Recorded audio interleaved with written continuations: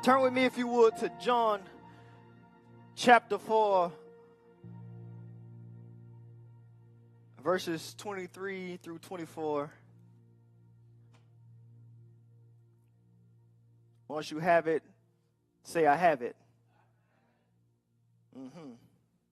Verse 23 says, but the hour cometh, and now is, when the true worshipers shall worship the Father in spirit and in truth, for the Father seeketh such. The Father seeketh such. Let me read that one more time. Let this set in. But the hour cometh, and now is, when the true worshipers shall worship the Father in spirit and in truth, for the Father seeketh such to worship him. God is a spirit, and they that worship him must, somebody say must, they must worship him in spirit and in truth. God is looking for a certain response. God is looking for a certain response. You can take your seats. This installment of response is called positional response. The question is, what is response? Response is a rendezvous of activity. It's a rendezvous of activity because in order for a response to be rendered, something has to happen first. You cannot respond to something that you don't have. You cannot respond to something that has not happened. You cannot respond. You can believe for something that hasn't happened, and that's a type of response. But you cannot respond before something happens. Before there was existence, there was God. Now, God is self-sufficient. So God begins this whole thing by speaking. He says, let there be light. And from then on, everything is a response to God. Let there be light, and there was. But light is inanimate. Light is not conscious. Light does not have free will. So he said, let there be light, and there was light. If it was as easy as to us to say, thou shalt be saved, and we were saved, then all of us would be in a lot better conditions, amen? But we have to make a decision to be saved. And then inside of salvation, we have to make a decision to keep elevating in God, because God doesn't call you into salvation for you to be stagnant. Does that make sense? So response is a rendezvous of activity. Response entails that an inquiry or an event has happened already. Somebody say already. Now, case in point, in the text, it says the hour cometh. Something happened. The hour cometh. And so response follows an event, external or internal. The text says the Father seeks true worship. God help me here. The Father seeks true worshipers. He had to put an adjective on worship so nobody got it twisted. I'm not looking for any kind of worshiper. I'm looking for a true worshiper, because you can worship other stuff. You can worship other gods. You can worship other things. You can make things that you worship. Every idol was something that you made, whether it was physical or thought, is something that you made to worship. He said, I created you to worship, but I didn't create you to create something to worship. Does that make sense? Now, get this, and many of us know this, that favor, somebody say favor. Favor can be found in the sight of God. This is good to me. Favor can be found in the sight of God. I need somebody to get excited. I said favor can be found in the sight of God. When you see the man or the woman of God, they say, Lord, if I found what? Favor in your where? So favor can be found in the sight of God. The text tells us what he's looking for. Let me back this up one more time. I said favor can be found in the sight of God. And then the text tells us what, never mind. Let me do it one more time on this side. I said favor can be found in the sight of God. And then the text says, I'm telling you what I'm looking for. Some of us are looking for favor, but we don't want to, never mind. We don't want to worship. Where do I find favor? How is it that I can get, anybody ever felt like God just wasn't looking at you? It's like, God, I know you're omnipresent, but you can't be looking at me, all the stuff that I'm going through.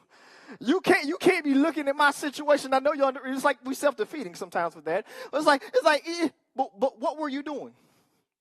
Were you whining or were you worshiping? Were you weeping or were you worshiping? Were you worrying or were you worshiping? What were you doing to find favor? Listen real good. True worship is reverence and reciprocation. Let me say it one more time. True worship is reverence and reciprocation. Now respond. Well, let me do it one more time because apparently you didn't catch it. I said true worship is reverence and reciprocation. So in other words, the word is saying they that worship him must worship him in spirit and in truth. How do I worship God in spirit and in truth? I've got to give him back his word.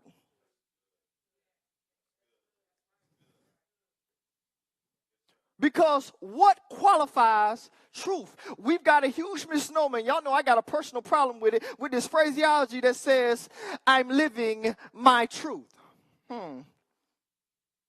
I do not understand. I can understand how a non-believer says that. I do. I can get it where they come from because they twist stuff all the time. I don't understand, and maybe that's my limitations. I don't understand how a believer says, I'm living my truth. And then they'll read the same passage that says, thy word is truth. So either it's his or it's yours. So he's the only one that can quantify and qualify truth. Do you understand what I'm saying? So you can live what you think. You can live how you feel, and you can seriously feel that way. You can have, and I'm not just talking about what y'all think I'm talking about, you can have an alternative lifestyle. Yeah, see, some of y'all mind went that away. But do you know when you wayward, you're living an alternative life? Never mind. We like to magnify one sin as if our sin is clean.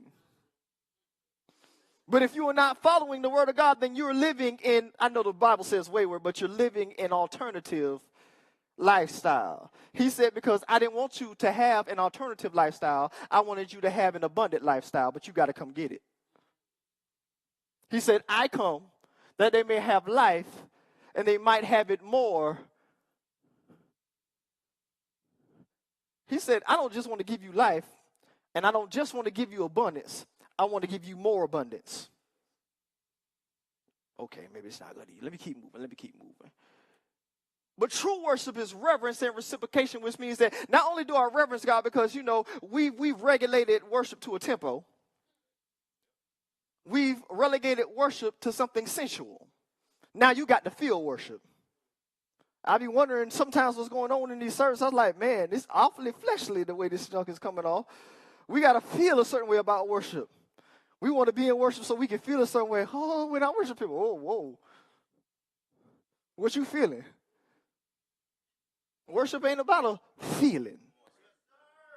Stop trying to make worship sensual, church. Worship ain't sensual. Worship is reverence. Worship is sanctified. Do you understand what I'm saying? It's sanctified. So when he's talking about worship, he's talking about obedience. Now you can make it as deep as you want to, but when he's asking for worship, he's asking for obedience, which is reverence, reverential fear, reverential reactions. Does that make sense? Reverential fear, reverential reaction, which means whatever God says, I'm going to reciprocate what he said in reverence. Because he said, I'm looking for those true worshipers. So when God says I want true worshipers, that means that I can't redefine it. I can't make it into all I want to. Case in point, watch this here. It seems like from the beginning of time, man has always been trying to kill the shepherd. I said from the beginning of time, man has always been trying to kill the shepherd. Let me give you case number one. You have Cain and you have Abel. So Cain is a tiller of the ground and Abel is a keeper of the sheep. Am I talking Bible? I said the first person they tried to kill was a shepherd. First person they tried to kill was a shepherd. They don't like, we don't, you know what I'm saying? The society, the world does not like the shepherd. The world wants to kill the shepherd. The first thing that they try to kill, yeah. The first fruit, The first fruit. Come on. And so God comes to them. He comes and he says, God comes expecting something. And we can read in the text that he comes expecting something that he's already imparted. Because he says, he comes and he says, because Cain brings the fruit of the ground. And God didn't accept it. But Abel brought the firstlings of his herd. And God accepted it. And Cain gets a little disturbed by it. And Cain is like, I don't understand what's going on. You know, he's able, but I'm not. Never mind, that's a little joke. He's able, but I'm not. Why is it that you took my offering? And God says, in so many words, he says, why did your facial expression change? Cain, why did your position,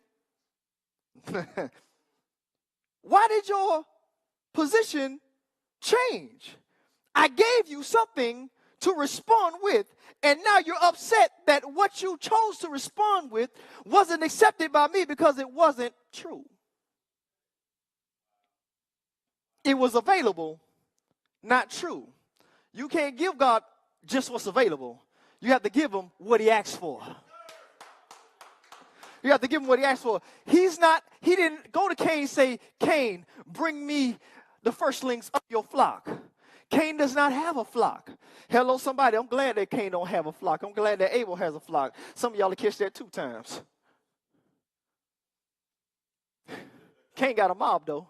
But anyway, so when he brings the offering, and God doesn't accept it, he looks at Abel, and he's upset with Abel because Abel chose to honor God. And that's how some of us act. Now, we may not go slay somebody in the physical, but we'll show character assassinate that joker, won't we? How come God accept what they doing? I don't even like their offering. I don't like the way they sing. I don't like the way they preach. I don't like the way they pray. I don't like the way they respond. But true response, true worship is honored by God. Do you hear what I'm saying? And so he has a conversation with Abel so that he can kill him. And so the first murder was a shepherd. All because the shepherd chose to respond to God. Response may cost you your life. Or response may cost you your life. I'll break it down a little bit. Y'all know I love double entendres, right? You listening? You getting something so far?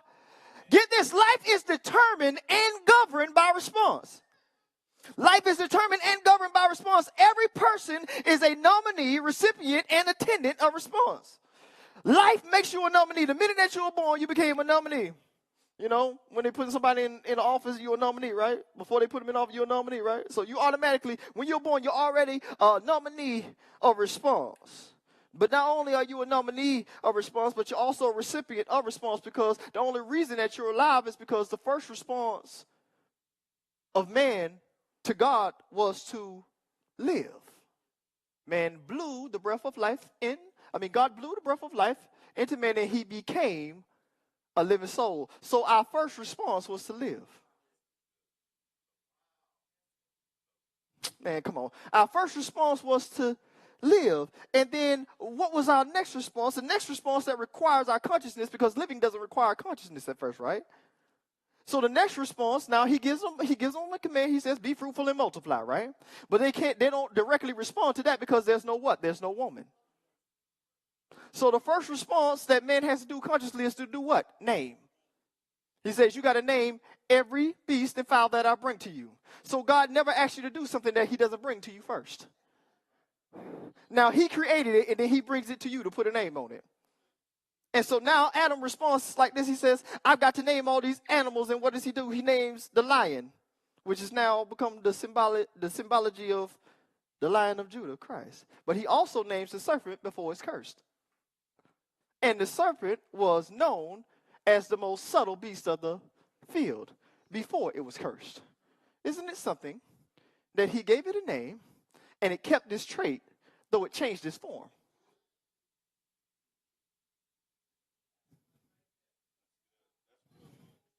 It kept the trait, though it changed its form. Because it was a beast at first. Well, however that beast looked, and then he was cursed to crawl, but he kept this craftiness. Because when you think of a snake, you still think of something that's crafty and devious and sneaky, don't you? Adam saw something sneaky in that serpent before it was cursed. Because naming something registers nature. Naming registers nature and or ability. We got that, right? We understand now? Moving on. Per the text, true worshiper is the classification of interest. So God is looking for something specific in the text. You agree? Now receive this, and the church ought to get excited about this. The true worshiper qualifies for the position sought by the Father. Let me say this one more time. I said the true worshiper qualifies. I'm sick of the body of Christ telling something you're not qualified. I'm going to tell you what qualifies you. Your worship qualifies you. Let me say it one more time. Your worship qualifies you. The text tells us what God is looking for. He says he's looking for true worshipers. If your worship is true, then you're qualified.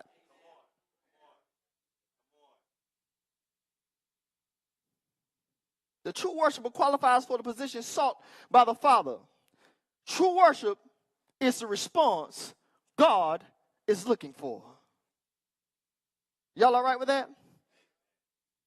And I told you, and I'll reiterate, that truth is truly determined by God alone.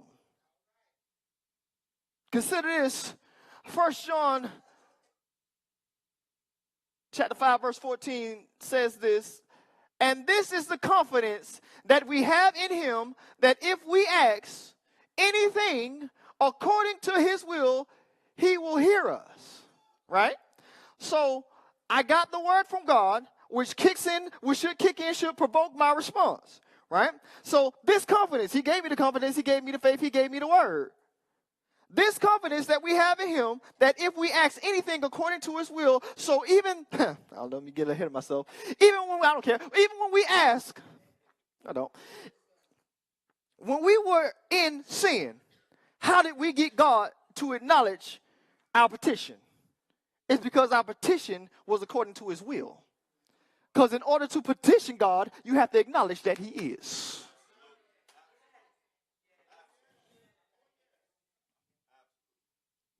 So no, God does not hear a sinner's prayer, but he does hear a sinner who recognizes him.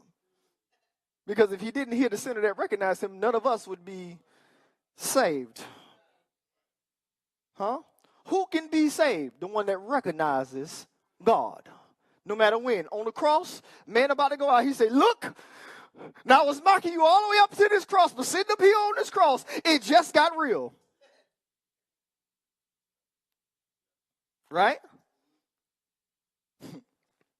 According to his will. But I ran into a little something here. And it says, in John chapter 9, verse 31, now we know that God heareth not sinners. I just kind of dealt with that, right? God heareth not sinners, but if any man, hold on, wait a minute, any man. If any man be a worshiper of God and doeth his will, him he heareth. How did I get God to hear me? I acknowledge that he was, that he is in actuality. Does that make sense to everybody? Response provokes response. Response provokes response. If I push you, you have the faculty to respond with a push. But we can't always respond in likeness to how we've been dealt with. Because he says, if somebody slap you across your face, and I know all of y'all like, Lord, I ain't qualified for that one right here. You're going to have to save me some more Jesus. Right? He said, turn the other cheek. How will you respond? How will you respond? So response provokes response. Even the sinner can be answered by responding to the will of God. Petition equals acknowledgement. Y'all all right? A couple examples. Nineveh prayed. Y'all remember that? Nineveh prayed that the city might be spared. Somebody say answered. Now, you know, Nineveh was no kind of, like, they, you know what I'm saying? Scholars say that it was built by Nimrod. They had idolatry. They were considered wicked. That's why Jonas and his prejudiced self didn't want to go there in the first place. Right? Because they were considered wicked. But because they chose to get in sackcloth and ashes, fast and pray, God heard them in their ignorance. He said they don't know their left from their right. They have no discernment. But I'm going to hear them because they were sincere. When you came into salvation, you didn't have discernment either. Hello, somebody. You made a right decision that start building discernment. Let me say that one more time. You made a right decision that start building discernment. Does that make sense to everybody? That was Nineveh's story. Hagar prayed. Again, we don't consider Hagar this woman of God. We don't say, oh, Hagar, the woman of God. Oh, how she prayed before. Nobody ever, I'll go out on a limb and say, I don't think anybody's ever preached that message that way. Oh, Hagar, the woman of God. She stretched before the master. She prayed for her son because she knew her son was in trouble. There was a threat, right? So she prayed, and not only did God answer, somebody say answered. So not only did God answer her petition, but he blessed him what? Exceedingly. He blessed him exceedingly out of what? Sincerity. Sincerity. Ahab fasted over Elijah's prophecy. Again, so we come into this thing where we have absolute prophecy, the absolute prophetic, and we have the contingent prophetic. The absolute prophetic cannot be rebuked. It cannot be changed. It's going to happen irregardless of how you feel or think about it. That is the absolute prophetic. Now, the prophetic can be delayed, but it cannot be denied. Now, contingent prophecy means if my people who are called by, that's a contingent prophecy. If you apply it, then it'll do that way. If you don't, then it's going to go the other way. It's contingent, right? So that's what we're working with here. But the prophet prophesied correctly. But here's the thing. We love to talk about how God got off his throne for Babel, right? But how about when God stays his hand from destruction? Somebody need to praise God and respond to him that he moved his left hand from off your life before you even saw it coming. Because you know this is the judgment hand. And he said no. He said no. He said no. Because, you know, and before you guys say somebody was praying for you. Huh? Some of us are alive. We got our second chance off of grandmama and them prayer. Hello, somebody. We were saved off of grandmama and them prayer, right? Off of pastor them prayer. Somebody was praying for you when you were still trying to make up your mind what you was gonna do. Because some of us think that we can ride the fence in life and then somehow wind up in God's good. No. You got to make a decision. Because indecision is a decision against your progress. Indecision is a decision against your progress. Anyway, y'all all right? One more. The Greek woman prayed. She said, my daughter is filled with this demonic possession. Lord, I need you to heal her. And God said, you know what? Since you're willing to be a crumb snatcher, I'm going to bless you. Because she said, what did Jesus say to her? Jesus said to her, he said, it's not meat for me to give the children's bread to the dogs. I don't give the good stuff to the dogs. She said, true, Lord. She ain't had no pride about it. Hello? She said, I'll let you put me in that position. Hello? We always want to be elevated. But when you elevate yourself, then that means that you're really about to come down. He said, if you will abase yourself. So sometimes you got to get low. She said, okay, you know what? You going to call me a dog? I'll be that dog. Because even the dogs get the crumbs. So she was say, I'm a crumb snatcher. I'll be a crumb snatcher. You understand me? That's what you call children, don't you? You say, them little crumb snatchers? Huh? But who does healing belong to? Healing is the children's bread, so she didn't get crumbs, she got the bread. But it was because of how sincere she was. He said, because of your saying. Because of your saying, because you were reverential. Because you understood how to respond to me. Because see, some of us, we want to respond to that. Again, the slap cheek, we want to slap back. Somebody say, I'm not going to give you what belongs to the children.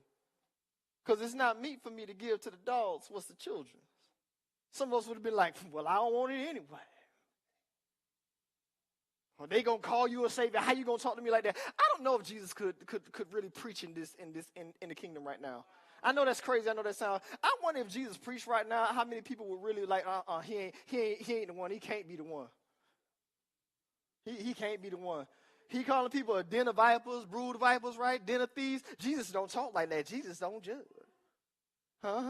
Jesus don't judge. No. Jesus is loving. Told you Jesus will come up in your sanctuary. He'll come up in your table. And he'll take his time. He'll start talking to himself. He'll be like, look here. He'll start braiding that cord. Y'all gonna get up out of my daddy house. I know that much. You and all your merchandise and all your stuff, we don't like that Jesus, though. They put a weak Jesus up on the cross. Jesus hollered before he let himself die. How does somebody who's supposedly dying of asphyxiation holler? He got all power. He chose to give it. Like, man, I'll lay it down. Lay it down. Let my Father pick it up back for me. You understand what I'm telling you? This is the kind of God we serve, but, some of us, we like something else, I don't know what. But they were answered. Say they were answered. Because of their sincerity, because of their worship. That's what God is looking for. You think sometimes God is looking for the apostolic. God ain't looking for the apostolic if the apostolic is really apostate.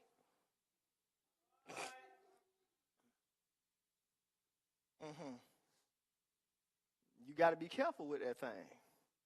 That makes sense? Be careful. Furthermore, whosoever, the word says, Romans 10:13, whosoever shall call upon the name of the Lord shall be saved. Somebody say answered. Response is the active proof of positioning. Response is the active proof of positioning. Response proves our priorities by ordering our process, by the ordering of our process. Let me say it one more time. Response proves our priorities by the ordering of our process. Because you're going to respond to what's most important to you first. This is why we got to be careful in relationships, that we're not responding to our children before we respond to our spouses. Oh man, I'm on some mama's nerves. That's my little baby. I'm on some daddy's nerves. That's my little, you know what I'm saying? Because the mama's like, that's my little boy. You know what I'm saying? And dad's like, that's my little girl. You gonna tell me I can't respond to my, don't tell. Now see, we always like to pick on the mamas about their little boys, but man, let you say something halfway sideways about a man's daughter. He'd be like, now look here, partner. I'm gonna give you the grace to hush your mouth and leave. Because you got about one more time before it's going to be a totally different response. Right? But we cannot put that person who we treasure and we love so much, and there's nothing wrong with loving your children, but you can't put them before your spouse. Taught it before and I'll teach it again. You can't stay together because of your children. They're not strong enough and they weren't designed to be. We stand together for the children. Y'all going to fail. Period, point blank. Oh, man, that's too blunt. You telling me? I'm telling you. That child ain't strong enough to hold y'all relationship together. And he wasn't designed, she wasn't designed to be. You don't build relationships on children. You understand what I'm saying? So we got to make sure that our priorities are in order, and our response is going to tell us where our priorities are. Because if you have the opportunity to do something that benefits you, or you have something that benefits the kingdom, and you choose to do the thing that benefits you, well, then you know who you serve. Does that make sense? Now, again, if what you're doing is going to benefit the kingdom, that's not what I'm talking about. I'm talking about when you serve yourself before you serve the kingdom. Because if you're serving yourself, you can't be serving him. If you're serving yourself, then you're being selfish. If you're being selfish, then you're being prideful. If you're being prideful, well, then you've fallen. But you can't get up. That make sense? We must understand it's one thing to respond with activity. It's another thing to respond with integrity. Because a lot of us respond with activity. We just start doing stuff, but there's no integrity behind it. Lift your hands in worship. If I lift my hands, maybe he'll stop asking me to lift my hands. I told you, I'm telling on myself, I have sown hush money. Let me break it down to y'all. I have sown hush money. Any of y'all been to the service where they keep asking round after round for offering, round after round for offering? Look, I'll be like, man, if you just hush, please just let the rest of you, say, I'll be feeling like I'm Moses. Let my people go. Come on.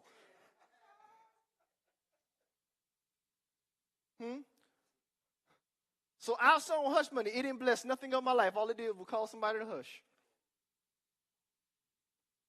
Does that make sense? So I can respond with activity, but that doesn't mean that it's integral. Doesn't mean that it has. God is saying, I need you to worship me with integrity. Hold on, wait a minute.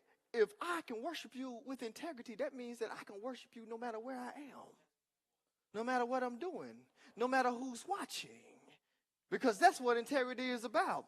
Because integrity doesn't only happen in private, it also happens in public. The reason why you lie in public is because you lie in private. You lie to yourself.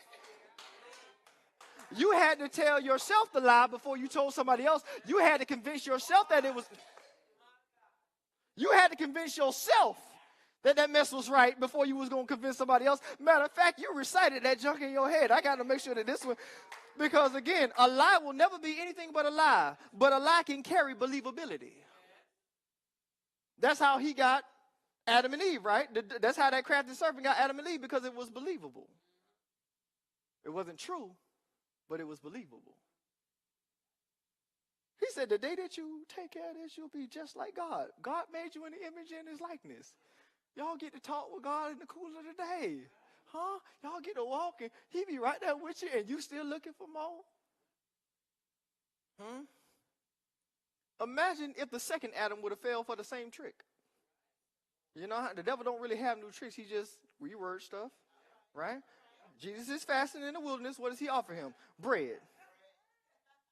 Right? Then when the bread doesn't work, he goes for the body first. The body didn't work. He went for his flesh first. Then he went after his spiritual nature. The devil's always going to come after your flesh first to see if you're going to fold. Let me say it again. The devil's always going to come after your flesh first to see if you're going to fold. Then, when your flesh don't fold, he's going to come after your spirituality. So he comes after his position. He said, I'll put you in charge of all this. I'll give you all the great kingdoms, right?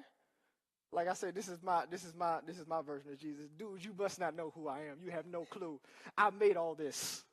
Okay? I know that y'all built the building, but I spoke the ground into existence so that you can build the building. So that's actually all me already. That makes sense?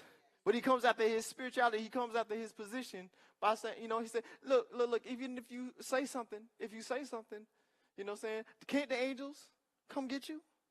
Right? Because he won't suffer your foot. Right? Right? And Jesus don't say nothing. Jesus has the angels to come get rid of the devil. He's like, nope. I can do this on my own. Because I believe in the Father. The Father got me. The angels don't come until after. Huh? The angels didn't minister to him till after he had passed the test. All because he knew how to respond. Say, I got to know how to respond. Say, I got to know how to respond. I got to know how to respond. Because just because you can say something doesn't mean that you should. Oh, we're going to get into that. But just because I can't say something doesn't mean that I should. Because before he went to the cross, not a mumbling word did he say. Why? Because the last time he said something, people fell back like dead men. He only responded when he had to. Does that make sense? So you don't have to respond to everybody. Because check this out. Everybody doesn't want a response. Y'all hold that thought. I'll get to it next week. Everybody does not want a response. Y'all all right? It's one thing to respond with activity. It's another thing to respond with integrity. Get this. They that worship him must worship him in spirit and truth. Must is a mandate understood and accepted by those who truly worship. You know what I'm saying? When somebody tells you you got to do something, how you respond to that gotta depends on your relationship. I know it may be elementary, but come on, work with me, church. How you respond to the must depends on the relationship that you, because if my mom says you must do this, I'm not going to have an attitude about it because of who she is in my life. Mama say I got to do this, I better be doing it. I'm not going to ask no questions or nothing like that. It's only when you got an issue in your relationship when the must becomes a problem. It's only when you got a problem in a relationship that a must becomes a problem. Anybody that says you must do this and y'all don't really know each other like that, who are you to tell me what I got to do? Because y'all don't have that kind of relationship. I don't know. Maybe. Say it depends on the relationship. So he said, they that worship me, what must worship? See, Cain had an issue with his relationship with God. That's why what he brought to God was making him mad. He was like, why I got to do it this way? You should have took what I brought you. Here's my worship, smile. No, I'm not accepting your worship. I'm only accepting true worship. I know where you got that fruit from, and it didn't come from a place of integrity. You can sign your name on your first fruit, but was it your first fruit? You can give the amount that they asked for. Hello, somebody? And no, we ain't asking for first fruits today neither. We ask for it in feast time. Hello, somebody. Because I do it according to what he said. I said it and I ain't scared of neither one of y'all. I do it in his time, and I respond according to how he said it. He said first. He set up first fruits. Who am I to sit up here and redefine it? I ain't scared of neither one of y'all. Come get me. You understand what I'm saying? So he set forth the time. So again, Cain is like, no, this is my first fruit. And God is like, no, it's not. I know where it came from. That's not integrity. That's iniquity. Because what did he tell him? Oh, God, thank you. I'm almost out your way. But he says this, if you keep doing this, I'm paraphrasing, but if you keep doing this, then sin laugh at the door. Huh? When you respond against what God is saying, then you're actually in rebellion. When your response is rebellion, you open the door for sin. When you respond with rebellion, you open the door for sin. Not just open the door for sin, but you open the door for sin to become your master.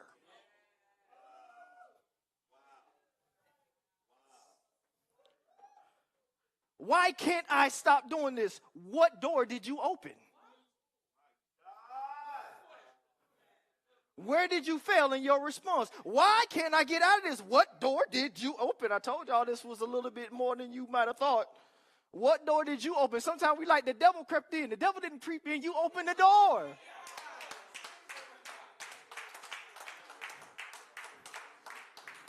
The enemy doesn't come in the front door if you don't open it. But he will come in the front door if you do open it. Because truth be told, he will stand at the door and knock too.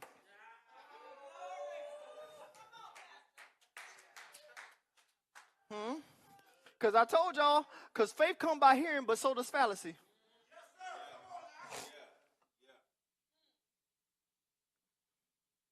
Y'all all right? You learning something? I hope this is helping somebody. Get this. Again, somebody in the church might get upset with me, but oh well. Oh well. Requirements are not contingent upon the nominees, upon the recipient. Requirements are not contingent upon the recipient's condition or stipulations. Do you hear what I'm saying? So you can't dictate how to respond to God. We cannot decide how to respond to God. We only can respond to God in a manner that he said first. He said, I want true worship. That doesn't mean that I'm going to, you know what I'm saying? He going to bless me anyhow, huh? You might get some mercy anyhow, but he ain't finna bless you anyhow. Huh? Because even if he moves on your behalf, that does not mean that you are obedient. And I told y'all about Moses, I don't know how many times. No, Moses hit that rock, God said speak to it. The water still came out. And somebody was still saying, oh, Moses done did it again. Oh, bless. No. Moses can't even step into the promised land because of how he responded to God. See how the wrong response will position you and the right response will position you? Somebody say positional response. Do you get it? Lord, won't be a response God is looking for. Lord, did we not seriously prophesy in your name? Lord, did we not seriously cast out demons in your name? Lord, did we not do seriously some serious miracles in your name? I like the way he breaks it down. He said, I'll say to you plainly, depart from me. Your activity bore iniquity. I never even knew you. You had no integrity. If you have no integrity, you can have no intimacy. Let me say it one more time. If you have no integrity, you can have no intimacy. You can't kiss and tell.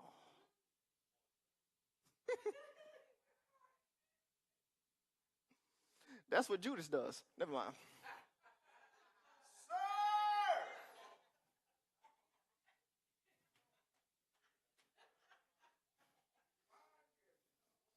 God,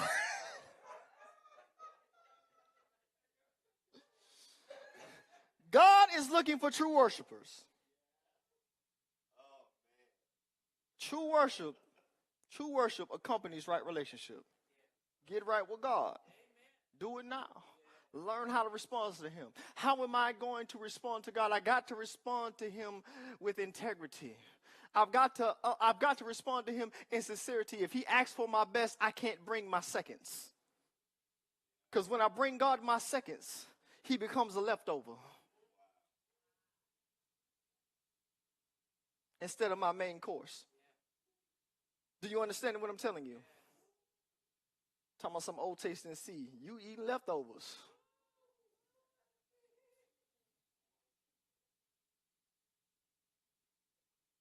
Wonder why there's holes in your pockets. Wonder why your stomach's still empty though you stuff yourself.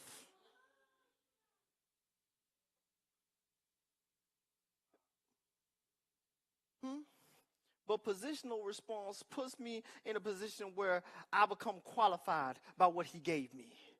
He gave me the truth whereby I can worship him. So he's not asking for something that he didn't give you first. I gave you the faculty to respond to me. The first faculty I gave you to respond to me was life. The first faculty. The next thing that I gave you was to name something.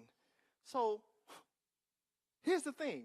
God gives Adam the prerogative to name the animals however he sees fit, right? But then when it comes time for the second Adam to be born, he's like, hold on, wait a minute. You ain't naming this one. Because I'm going to tell you the name. Because the name's going to bear the nature. And they shall call him Emmanuel, God with us, right?